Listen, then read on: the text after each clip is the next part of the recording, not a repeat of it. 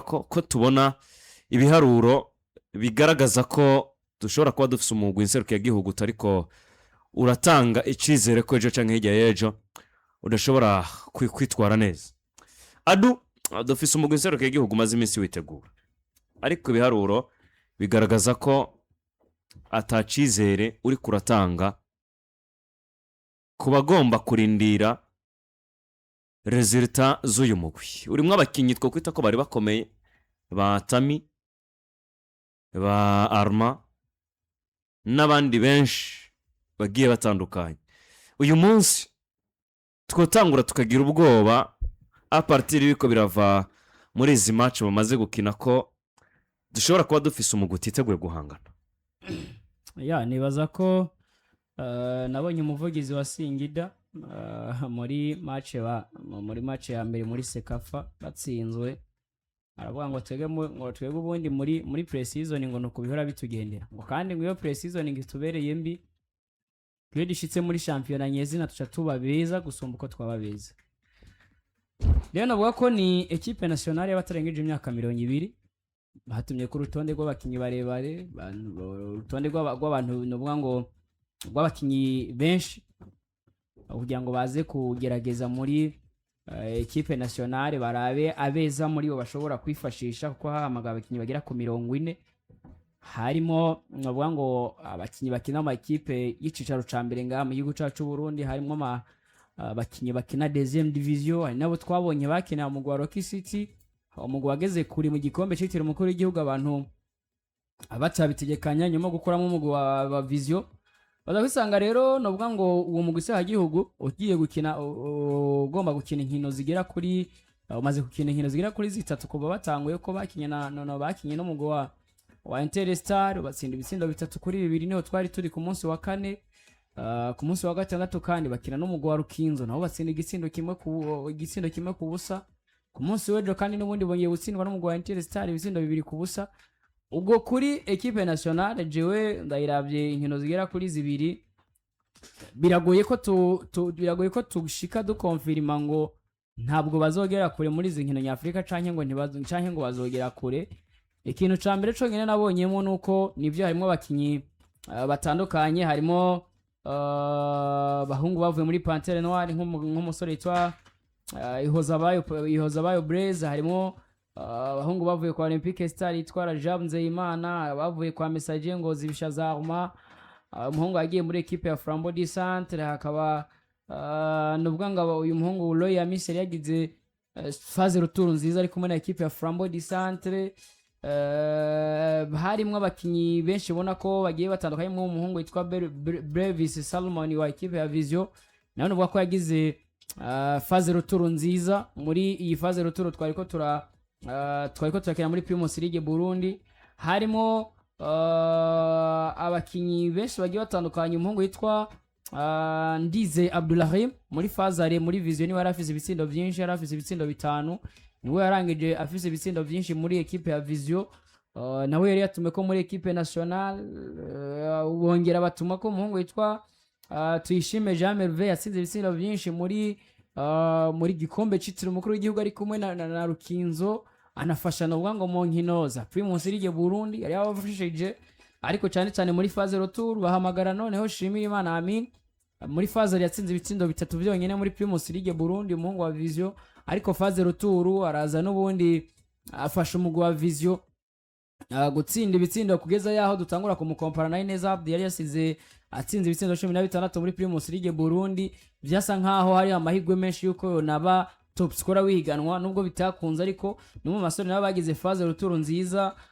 Ukongera ko abakinyi benshi bakiye batandukanye, umuhungu izo nkiza Vodio wa Base Dynamique, nivyo Base Dynamique ntabwo yamgarije wa message yaguze mushasha ntabwo nuvuga ngo rero muri Dynamique mu mwaka kweze ntabwo nivyo Dynamique yakorose muri deuxième division, mugabo no mugarije mwiza yafashije novuga ngo nivyo ntabwo novuga ngo byakunze ko baguma muri Premier Division, mugabo kameme harimo abakinyi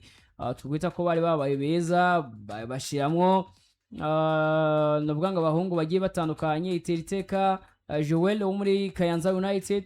Hakizimana Floris wa Pantere, abahungu babiri bavuye muri Rock City, Gabire Louis n'umusore twa Hakizimana Fisto. Muri rusange nabo nuvuga ngo bari batumwe ko muri equipe nationale, ariko kandi umuntu atibagira umuhungu witwa Koze Abedi avuye muri equipe ya Interstar yagize phase ruturu nziza, yaje abakizigenza wa Interstar ku myaka iri munsi ya 20 ko hatumwe ko U20, nkuko n'undi tubisanga mu nyandiko. U20 bataneze imyaka, abakinyi bataneze imyaka 20, nawe yari yagize saison nziza ari kumwe na equipe ya Interstar, yari yabafashije bakizigenza banamwongereza amasezerano. Muri rusange byasa nkaho nivyo nitwavuga ngo selection muri rusange yari imeze gute, kuko abakinyi bakina Primus League Burundi dushaka ngo naka. Nagiye mbona bagaruka ko kuri umuhungu Inazo Rajabo wa Aigle Noir, bagaruka ku bakinyi bagiye batandukanye ku rwego bafise, ariko abenshi harabusanga tubona umenga baracari bato, mugabo ugasanga n'ubundi iyo myaka igera kuri 20 basa nkaho n'ubundi bayirenza. Raja bafise 20 arayirenza. Na rero muri equipe nationale mvuga ngo izi nkino nivyo dushobora kuza tukagira ati kubera iki match ya mbere, match ya kabiri tababereye urupimo, ariko bakongera bagatsindura match ya gatatu. Ariko je ico nabonye mu nkino zingahe naravye ko muri Zitatu naravyemo zibiri, bisa nkaho gukina canke kumenyerana bataramenyerana, ntabwo baramenyerana. ubona imipira batakaza myinshi, ububona n'ubundi Amini Shimira Imana ntabwo izi nkino novuga ngo zisa nkaho uyu muhungu Irakoze Abedi namonye akina match ya kabiri Intamba Murgamba zakinye na Rukinzo, nivyo n'umusore novuga ngo yafashije equipe ya Interstar, mugabo bisa nkaho muri izi match ntabwo nigeze ndamubona ari Irakoze Abedi nk'uyu nabonye muri equipe ya Interstar. Babahungu barajabu nivyo bafashije equipe ya Olympique Star, mugabo ubona ko hariho akantu ko kumenya eske canke kumenyerana hagati y'aba bakinyi, haba aba defenseur batumye ko no kuraba kandi urwego rwabo batumye ko bavuye muri equipe ya Rock City. Abantu bagize ko amakenga selection, nivyo Rock City yagize exploit yo kugera muri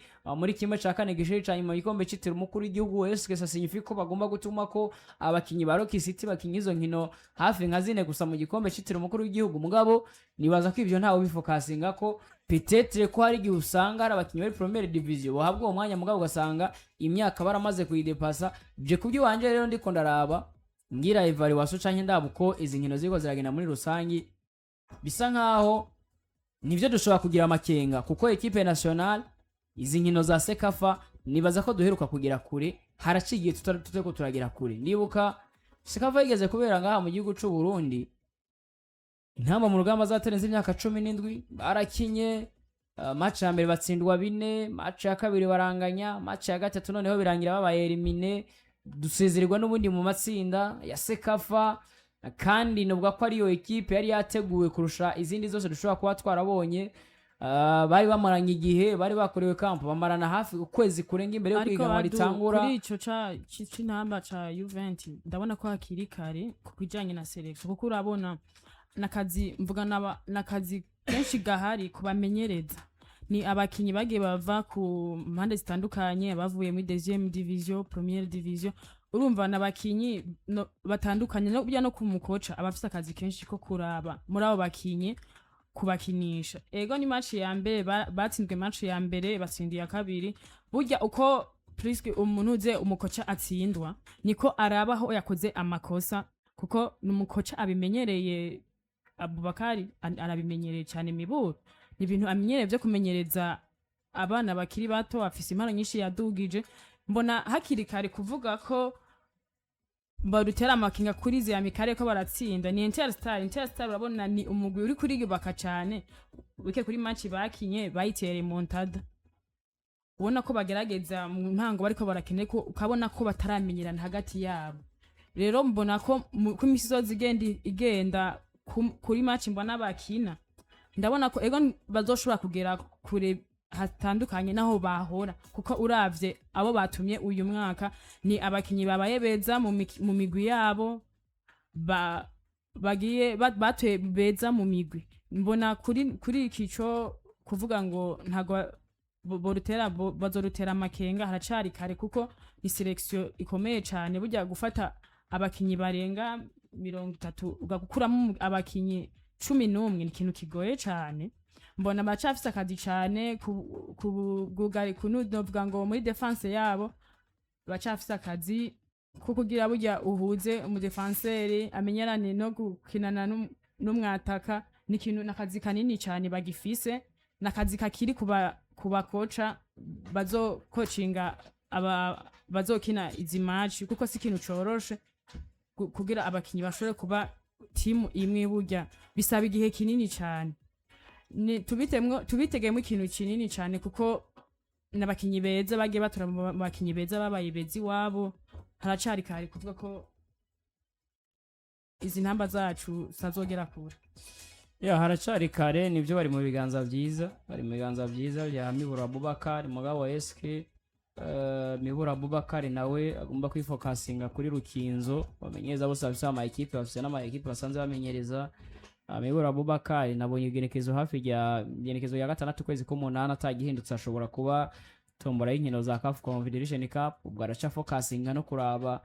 SK Rukinzo iragira kuri muri izi nkino nyafrika SK Rukinzo muri Primus yigizo bimeze gute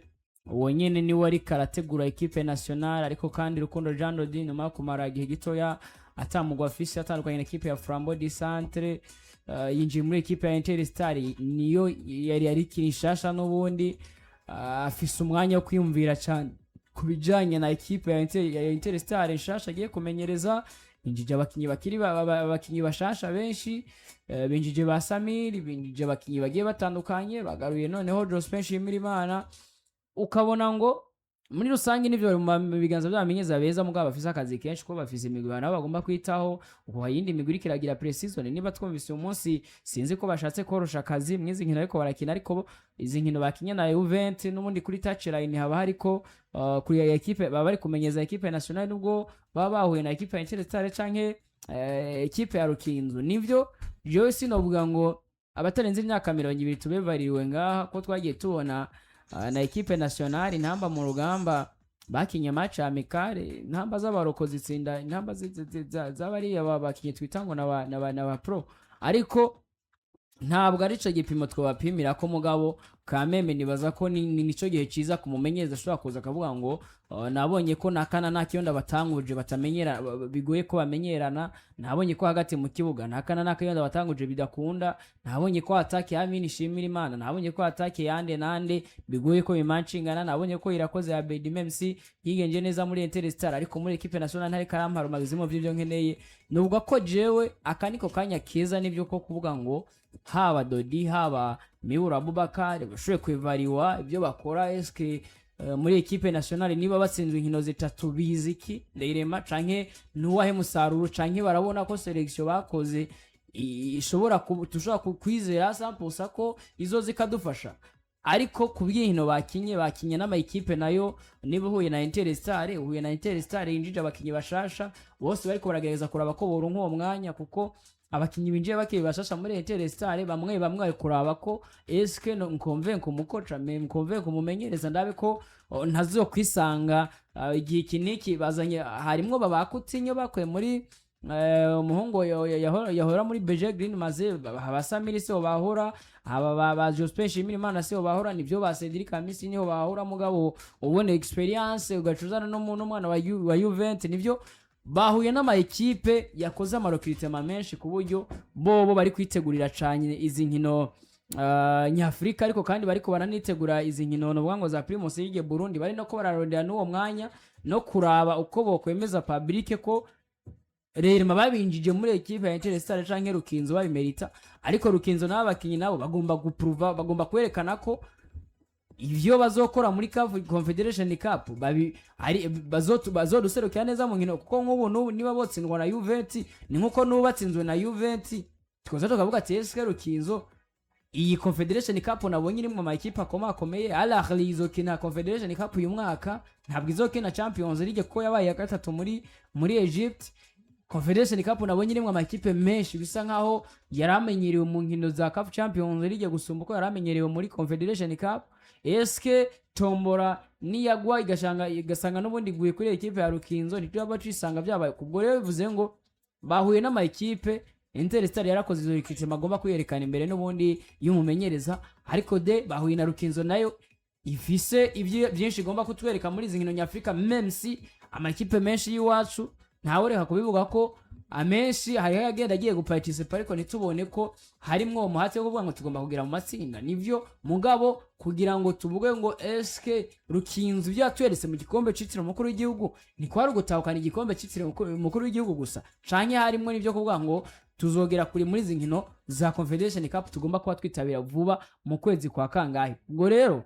novuga ko kuri U20 dushobora kugira amakenga ya nariya mugabo nabonye yagiye arahindagura kandi amaliste liste yatanguza kuri Interstar se yatanguza kuri Rukinzo yatanguza kuri Rukinzo se yatanguza kuri match kurikira bivuze ngo harimo nuko gukora amarotasi akavuga ngo ninde yoshobora gukora vyiza kuri nimero 2 ninde yoshobora gukora vyiza kuri attack kugira ngo ibintu bishobore kugenda neza mu bakinyi 40 ubona ko umenga ariko aragerageza kuraba abo abakinyi beza bashobora kuza kentegra muri izi nkino je mbona ko ari nkino kubwiwanje za novuga ngo za evaluation shobora kuraba abakinyi azifashisha 11 beza ariko kandi n'abandi bakinyi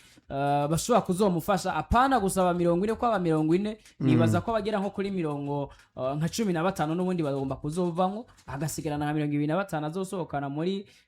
izi nkino za Sekafa aha muri Sekafa ntitwizeye ngo n'ubundi ngo tuzotahukana igikombe nivyo ntitwogoze twagenda tugiye kuri participation gusa turaraba evolution kubera ko niba tubona igihugu ca Tanzania mu nkino z'abatarenze imyaka 17 basigaye bagera kure muri kan niba tubona muri shani igihugu ca Tanzania canke igihugu ca Madagascar caradusize niba tubona Senegal igeze hariya muri biriya ntabwo biriya ari ibintu byateguye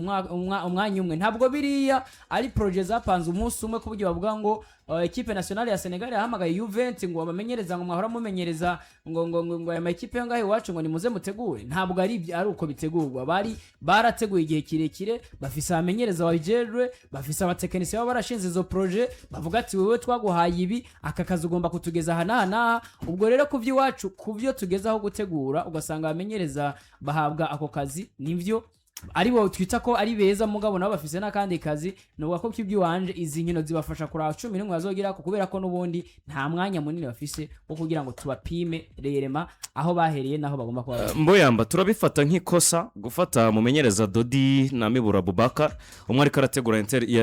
umumenyereza wa Interstar tegura equipe yiwe muri championnat gacumuhereza equipe nationale undi ariko arategura equipe ya Rukinzo championnat na Coupe de la Confederation gacumuhereza equipe nationale je gufashanya na Dodi twabifata ko ari ryo kosa rishobora kuba ririko riraba ku buryo batari ko baritwara neza nuko ntavyibuka neza ndavyibuka neza ariko menga ari conflict igeze kuba hagati y'umwe mu bamenyereza bariko bararidinga equipe y'abakobwa iri mutombora na Berize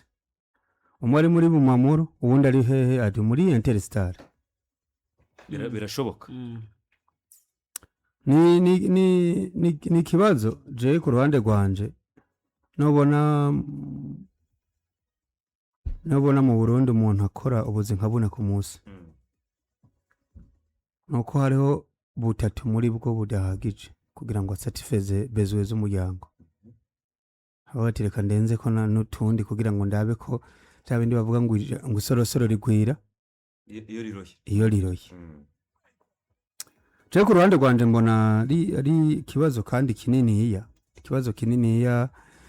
Abdul kuko namba umumenyereza alidinga equipe nationale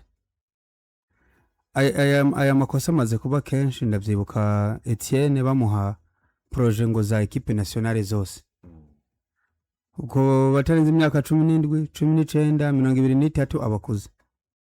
ivyo bintu tari iyo bishobora iyi niyo nabonye yishura abantu bose nk'ubu yibaze nanje ndayibaze na ntuza yibaze urene mutananirwa iyo bari yayi ikoca nayo ari ginanirwa iri yayi nananirwa kakwishura ivyo utayibwiye ya uzora wishwa ngene ikikubwira shobora kuba wayibajije nabi irihenda uzoyibaza urabe urumva je rero numva ari kibazo ca keretse namba dushaka ibintu bibaye byo kwerekana ko tubirimwe kandi atavyo byo gufeza sambra sino namba dashaka kuja muri football kandi iteye imbere ibintu byo guha projet umumenyereza Dodi ngo niyo vyanka ntashobora kuvyanka niyo vyanka projet z'igihugu burya biragoye kuzanka burya ni niteka ubutewe hanyuma nayo woyajya erega nayo woyajya woyakira none oya ushose uko yaba bangana kose woyajya ariko Dode mu mutwe wiwe hatembereyo Interstar arazi ngene yavuye hariya bamwirukanye yari amaze amezi 6 adakora pourquoi pas ashaka kuvuga ngo reka rero focus yanje ije hano nereka abanyagitega birukanye umumenyereza yarashoboye byanse bikonze hajya umuntu afise ubuzi bubiri hariho ahantu ashira inguvu nyinshi gusumba ahandi equipe nationale idashaka guhubuza nambo ushaka guhumbuza imiburo akazi imiburo ukagaha Dodi mubwiye ati va muri izo projet zindi izo za rukinzo vamo forget ngwino udufashe mu gihugu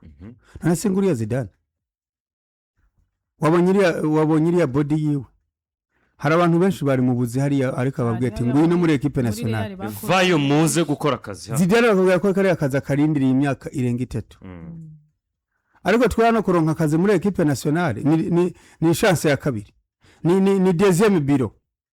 numuhabara ni nka bamwe munafise umugore wa mbere kabatereka ndonderi habara nakazi kandi uvuga ati nubundi hari hande ntarindi reka ngira ariko none wumva abantu bazotanga iki kandi suko batogitanze ariko nawe wabarondeye wabasavye iki kuko nanje ugize ikintu usaba Abdul nanje ndenda kubwira nti we kunsavye ivyo je umpaye iki nanje je umpaye iki ndaguha niwe nk'ubu nka pije bavuga ngo wewe forget kuva saa moya gushika saa 11 z'umugoroba uzoburi ngaho okay ntaco reka tuvugurure mu kontra nta kiyojeneje ari cyose turashaka kumbwira nze kubaha ndakora ni mukana umuryango ajya inyuma na bare nk'inzu je no shanza ngaha ariko urambwira ikijambere kugira numve ko nzobaho sibyo nabanje bakabaho nivyo rero equipe nationale yacu ni wumvizana umuntu nka izanye abamenyereza paraporo y'ibindi bihugu tuba tubona bazana abamenyereza ukazawumva babahembe 8,900 simvuze ngo ariko aribo botanga ibi byinshi dukeneye ariko nambo umumenyereza wa equipe nationale n'abamenyereza equipe nationale gusa niba muha amafaranga hagije hanyuma je muri izo projet bagira ico bamusavye n'ivyananka bazomusubiriza nta sudiri biriko ariko byo kuvuga ngo umumenyereza w'intamba mu rugamba ngo amenyereza ngo na Kayanza United bro ngo vice coach w'intamba mu rugamba ngo amenyereza Aigle Noir ahantu hari birometero hafi 200 namba bitanarenga uriya Jimmy projet za Aigle Noir woni twaduganyeyo match y'abakuru ntihera katatangwa kumenyereza abantu no kuri projet z'abato uriya ntabazwa projet z'ama equipe yo muri Fondation Pax bakamubwira tano tubigenza gute hanyuma umuntu niwe vice coach wa equipe nationale uyundi mukoca wa equipe nationale yibereye mu Bubirigi na liste uzawumva yirungitse ngo ari mu Bubirigi kuri WhatsApp come on bro hanyuma ngo twarosereze ritambi uri arige nama numva dongo twoja ngo muri kane nihorera hagenca nihorera kandi tuzoyija oya tuzo erega kazoza kamarigi kane kuyijamo byo ariko adu tuvuga nukuri tube dukoma urusyo dukome n'ingasira hari imikorere dukoreramwo ibishe kumva ibishe no gusobanurira umuntu namba atari bihamana bro ariko football iki gihe twamaze kubona ko atari gihamana football y'iki gihe ni science umuntu aricara kiga gakora udakoze abandi baguca mu kirere nabo mwahora munganya nivo baragenda murahura ukazorinda kurozoro nk'inota namwe ukaribura aya niyo mpamvu navuze ngo twebwe nivyo niyo mpamvu tutokritika ivyo iyi U20 uravye igihe bateguwe umukinnyi wabaye mwiza muri Rocky City akinye match zingahe yisanze muri equipe nationale hanyuma deuxième division nivyo bafise izo match 10 na zingahe mugabo ahamagaye muri equipe nationale ariko bitandukanye n'ibi bihugu bya za Senegal na za Tanzania nibayibonye aho yageze muri U17 mugane wa Afrika nabonye U20 Madagascar aho cageze mu mwaka weze muri mu nkino nyafrika z'abakiri bato